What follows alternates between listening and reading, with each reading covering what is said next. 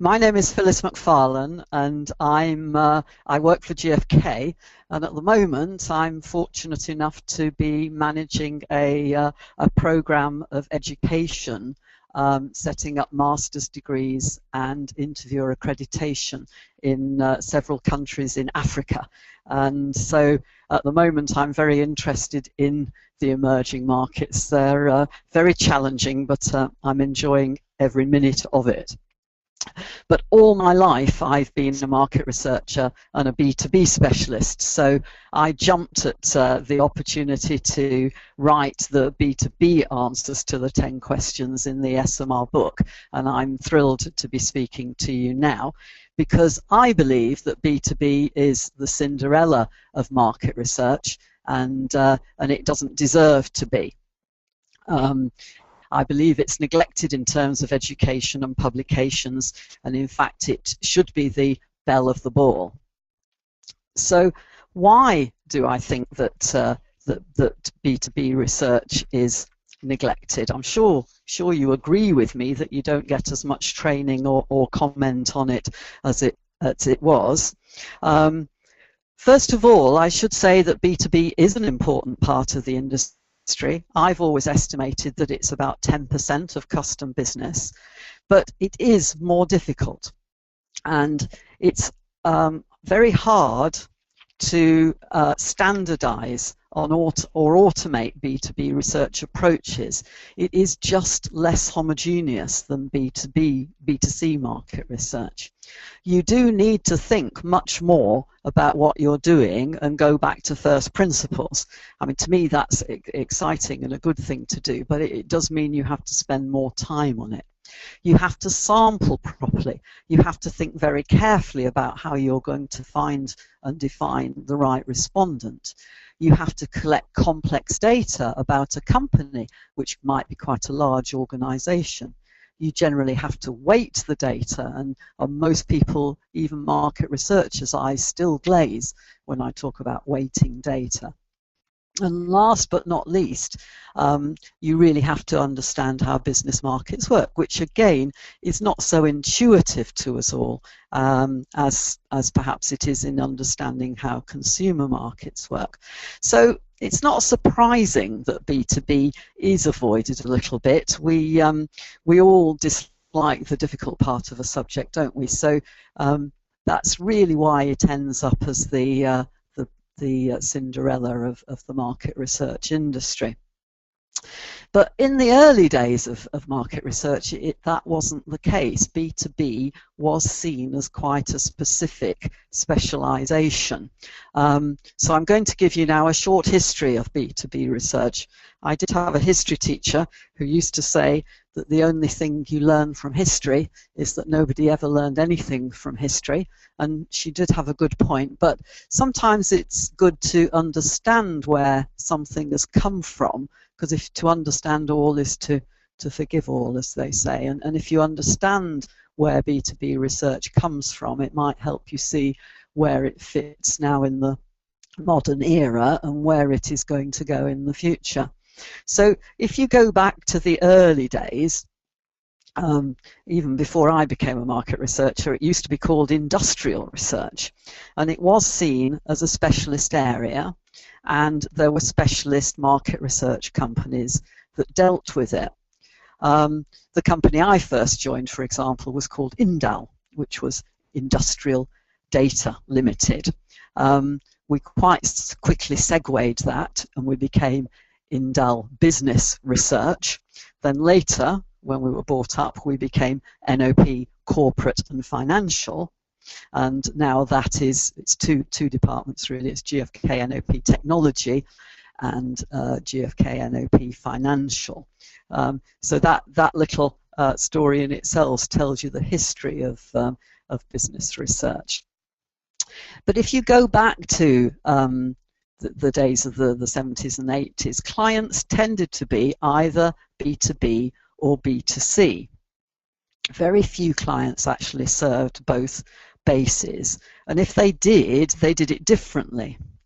B2B was generally sold through a sales organization, through a sales to face-to-face sales organization, whereas B2C went to market via marketing, i.e. via advertising and branding. So the distribution channels were very different, and even companies like banks or British Telecom that actually had business parts and consumer parts, they separated them out very much because the distribution channels were so very different. But what happened was that as industry, if you like, declined and technology came to the fore and technology became cheaper, then newer clients came to the market, and they didn't distinguish between B2B and B2C in the same way. They started marketing to everybody in the same way because they could use the distribution channels, the internet, in the same way. And because as market researchers we tend to be client focused, so the market research specialization eroded, and so you don't now tend to get specialist B2B departments or specialist B2B market research companies. So there you are, that's the history. It was really a result of the different ways of going to market. So now we're not separate. You don't get B2B specialists and B2C specialists. You have to do both. But the point is that B2B is much rarer, even if it's 10% of the market, ad hoc market research market, it still is, you don't come across it that often. So as a young researcher or somebody who's just coming into the research industry, you may not have a lot of experience, and that's where the 10 questions can be really, really helpful to remind you of the pitfalls of B2B research so that you don't fall into them and make the same basic mistakes that everybody does when they first start doing B2B research. So I defined 10 questions, and here they are up on the screen. I hope you can see them, which do describe pretty well the main differences between B2B and B2C research, all the things that you might find different. But I didn't want to insult you by just reading out what we said in the publication. You can all download that and you can read it. I was just going to focus on one or two more detailed aspects of it so that I can give you some more warnings. So let's start first of all with universe statistics. In B2C, we all, especially in the developed world, we all take it for granted that we have access to population data, we have access to major random sample studies, media studies, readership databases or whatever, or TGI. There are studies around that really tell us everything we need to know about our local population. So if you want to know how many women have babies of a certain age, or how many women do certain things, or how many families do other things, you can generally find a source, or you can very cheaply ask a question on an omnibus to find out what the distribution of users is, and you can set quotas and know what you're doing. And it came home to me very much the other day because I was doing some training in Ghana, and they were talking about doing a study and setting a quota, and basically they just have to guess what the distribution of men who use certain types of shavers or certain women who use certain types of washing machines is. They do not have those basic statistics. So just looking at the B2B universe, if you're going to do B2B research, do have a look at your national statistics on the business universe. And if you live in a developed market, you will find there's quite a lot of data there about the business universe. But just let me warn you that a lot of that data is probably not quite all that it seems. If you look at larger companies, so businesses that have several employees, then they pay taxes and national insurance and things, and you'll find that the data on them is pretty robust. You'll have problems with the bigger companies, whether the public sector is included, how the education sector is included in those statistics, for example, that you will have to check. You'll have problems with the non-profit sector and whether that's included and how it's included, and you'll have to check that. But mainly you will have problems with the small end of the market, the one-man band or the small partnerships, where you'll find probably every government defines a small business in a different way, and how they're counted in the statistics is done differently. In the UK, if you're someone who has a small business at home that you work on 3 hours a week, you will be counted. If you have another small business that you work on another 3 hours a week, that will always also be counted. So you'll find there's a certain amount of inflation in the bottom end of those statistics. So always be very careful how you use government statistics when you're talking about a business market.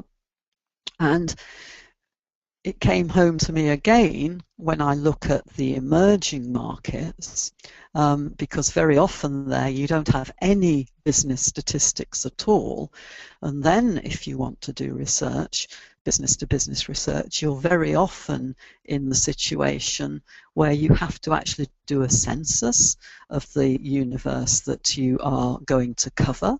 So for example, in GfK we do a lot of censuses of or retail outlets that sell, say, mobile phones, which we do by counting, by sending out enumerators and by counting those retail outlets in an area. And obviously it has to be done very meticulously and very carefully, and you have to be very careful that you agree with your client up front exactly what you are going to count, because you don't want to get into an argument at the end where you've measured all the shops and your client is saying, but a lot of this product is sold but on street markets or by the roadside or actually in the road. And that's a big part of the market, and you don't have an answer because you've no idea whether they're right and it is a big part of the market or whether it's only a small part of the market. So that came home to me very recently when I was in Africa, that sampling for business-to-business markets in the emerging market is going to be a big issue. So that was universe statistics. I was just going to cover also sampling and the 80-20 rule, or the 20-80 rule. I've got it down here. The 20-80 rule is a sort of business rule that says that in a lot of business markets, 80% of consumption is done by 20% of the market. So in other words, you're in the computer market, for example, 80%, probably not a good example, but large computer market, 80% of computers will be bought by the 20% of companies that are the largest. And this also makes for a very interesting sampling problem, because you can't, as you do in B2B, assume that one respondent is pretty much equal to another. You have to take account of the fact that some of your respondents are actually very much more important in terms of their consumption than others. And you'll see if you download the chapter, I give an example of a universe of 500,000 businesses and how you might sample that if you're looking at a particular product. So always be aware that business markets are very skewed in terms of consumption, which you very rarely get in domestic markets. There's a very little difference between the number of tins of baked beans a family can consume a week between the smallest and the largest. Nothing like the variability that you can get in a company. So the other issue that I thought was worth just mentioning is sampling of B2B respondents from online panels. We see a lot of online panel companies now advertising that they have job function data on their consumer panels, and therefore they can sample according to job function from a panel. And this is, of course, a very, very useful resource for us, but be very, very careful that an IT director of a small company, somebody who claims to be head of IT or head of an IT department of a very small business of 4 or 5 people, is a very different respondent from somebody who's perhaps running the IT infrastructure of a big global company. And you can't treat them in the same way or presume that their influence on the market and on product development should be the same. Obviously depending on the objectives of your study, but be very careful that B2B respondents do need to be considered in terms of their influence and consumption power. So that's all I was going to cover in terms of the 10 questions. And I just wanted to end here by saying, well, is it a Cinderella or is it in fact the Frog Prince? And if only you kiss it, you will find that it's a real beneficiary to you.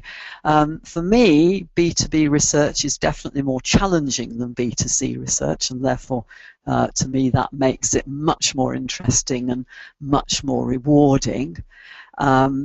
My feeling is that B2B research will become much more important in the emerging markets as time goes on, because after all, that's where a lot of products are manufactured that come out both for sale to consumers and for sale to business.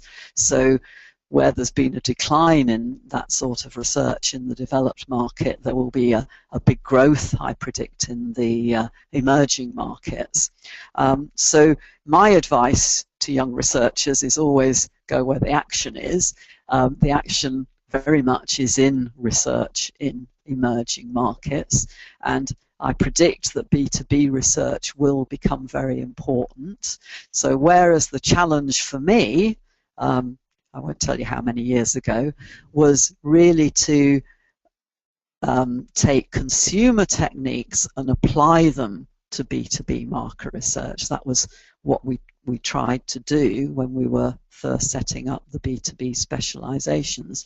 I believe the challenge for you will be doing B2B research in markets where there aren't good national statistics or good universes or good lists of businesses, where probably buying and purchasing is done in different ways than it was in former times, and where of course the marketing of B2B products is very different from how it was when it had to be done by face-to-face salesmen. So my prediction is that there will be a very interesting large niche for young researchers in those markets. I advise you very much to add those skills to your personal portfolio, and you may well find that that you have found your prince or princess if you're a fella, and you will certainly have added value to your skill set, because my view is always that if you can do the more difficult stuff, then you will be better at doing the simpler stuff. So, as they say on the BBC, if you have been listening, thank you for listening, and I'll hand you back to Ray now, who hopefully has some questions for me.